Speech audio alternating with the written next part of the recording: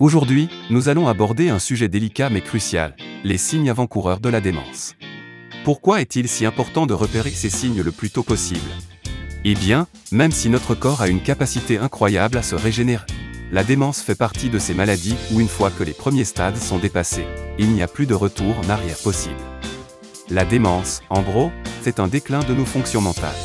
Elle affecte la mémoire, altère la personnalité et réduit notre capacité à raisonner. Et c'est justement à cause de cela que c'est l'une des maladies les plus dévastatrices. La personne est physiquement présente, mais celle que vous connaissiez a disparu. Le message clé que je veux vraiment vous transmettre, c'est qu'au stade précoce, la démence est encore réversible. Alors regardez bien cette vidéo jusqu'à la fin, et n'hésitez pas à la partager à vos proches. Malheureusement, lorsque les médecins parlent de démence, ils se contentent très souvent de faire une simple classification. Est-ce de la démence ou juste un vieillissement normal? Comme si l'objectif principal était de mettre une étiquette sur la maladie pour mieux tolérer les comportements de la personne touchée. Comme je vous disais, le message clé que je veux vraiment vous transmettre, c'est qu'au stade précoce, la démence est encore réversible.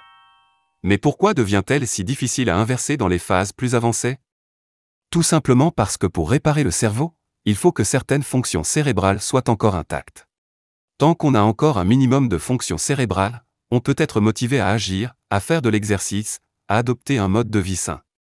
Cette activité stimule le cerveau et renforce nos capacités mentales. Mais à l'inverse, quand on perd certaines fonctions cérébrales, la motivation disparaît, ce qui entraîne encore plus de déclin et ainsi de suite. Une fois que ce cercle vicieux est enclenché et qu'on dépasse un certain point, il n'y a plus assez de tissu cérébral sain pour inverser la tendance. C'est pourquoi il est crucial de repérer les signes tôt. Je vais vous expliquer les 7 stades du déclin mental, et à la fin, vous comprendrez mieux pourquoi les cas avancés sont si difficiles à traiter. Stade 1, le stade normal. À ce premier stade, vous êtes toujours considéré comme normal. Tout fonctionne comme il se doit, sans signe apparent de déclin cognitif. Cependant, il est important de comprendre que même à ce stade, les premiers changements dans le cerveau peuvent déjà être en cours. Bien que nous ne ressentions aucun symptôme, le processus de dégénérescence cérébrale se prépare en arrière-plan. Le vieillissement du cerveau est un phénomène naturel, mais il peut être imperceptible. Cette étape est donc celle où nous voulons rester le plus longtemps possible, car une fois que des symptômes se manifestent, il devient plus difficile d'inverser la tendance. Stade 2, déclin très léger. Dans cette phase, les signes avant-coureurs commencent à se manifester, mais restent encore très subtils. Vous êtes toujours dans une zone où la dégénérescence n'est pas alarmante, mais quelques petits oublis surviennent. Le nom d'une personne familière tarde à revenir à votre esprit, ou vous ne vous souvenez plus exactement où vous avez posé un objet. Vous pourriez également remarquer que vous mettez un peu plus de temps à retrouver vos mots, ou à organiser vos pensées. Bien que cela puisse sembler lié à l'âge et souvent considéré comme normal, ces petits trous de mémoire répétés peuvent être les premières marques d'un déclin progressif. Ici, le cerveau montre déjà des signes de fatigue, mais il est encore possible de ralentir ce processus. Avant de passer au prochain stade, si la vidéo vous plaît, n'hésitez pas à l'aimer et à la partager. Plus elle sera partagée, plus elle sera accessible aux personnes qui en ont besoin. Stade 3, déclin cognitif léger, démence précoce. C'est à cette étape que la démence commence véritablement à se développer. Les troubles de la mémoire deviennent plus fréquents et concernent surtout les événements récents. Vous pourriez avoir du mal à vous souvenir d'une conversation qui vient d'avoir lieu, ou d'un nom entendu il y a quelques minutes à peine. Vous pourriez relire un paragraphe d'un livre sans réussir à vous rappeler de quoi il s'agissait peu de temps après. La mémoire à court terme faiblit, mais à ce stade, vous êtes encore suffisamment lucide pour prendre conscience de ces oublis et commencer à compenser. Beaucoup de personnes développent des systèmes de notes, de rappels ou des listes pour suivre le cours des choses. Mais l'organisation et la planification commencent à devenir plus compliquées.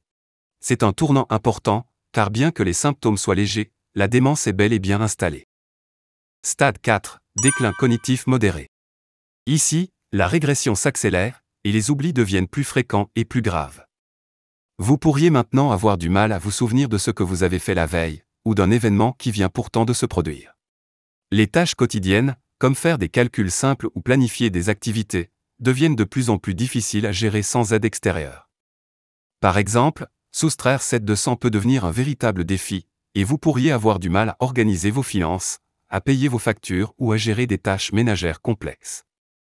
À ce stade, la dégénérescence cérébrale est plus prononcée, mais il reste encore une marge pour ralentir le processus. La clé est de rester actif mentalement et physiquement, car le cerveau a besoin de stimulation pour fonctionner au mieux. Stade 5, déclin cognitif sévère. Nous entrons maintenant dans une phase où la vie quotidienne est sérieusement impactée. Les pertes de mémoire touchent désormais des informations personnelles fondamentales, comme votre adresse ou votre numéro de téléphone. Des données que vous connaissiez autrefois par cœur. Votre capacité à comprendre le temps, la date ou même la saison est altérée. Vous pourriez commencer une journée d'été en demandant s'il va neiger. Ce n'est plus seulement une question d'oubli passager, mais d'une confusion plus profonde avec la réalité. À ce stade, les personnes affectées ont besoin d'une aide extérieure pour les tâches quotidiennes, car leur capacité à s'organiser et à prendre des décisions décline sérieusement. Stade 6, démence avancée, déclin très sévère.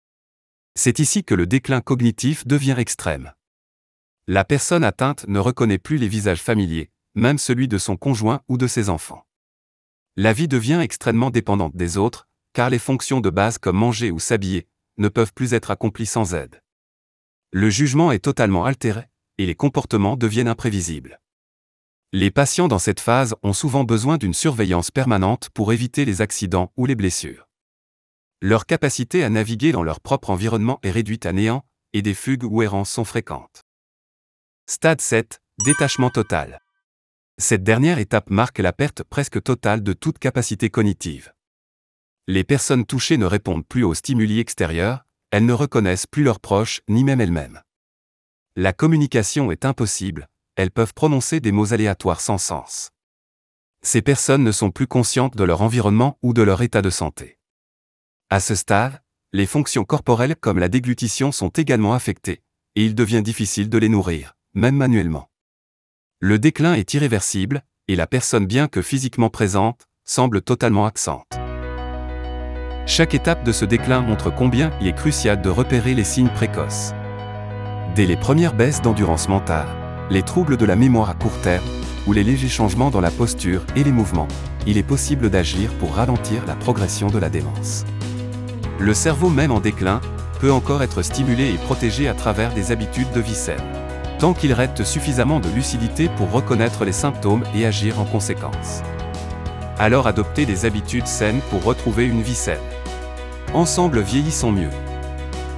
Si vous avez trouvé cette vidéo utile, mettez un pouce levé, abonnez-vous et partagez ces précieuses informations autour de vous.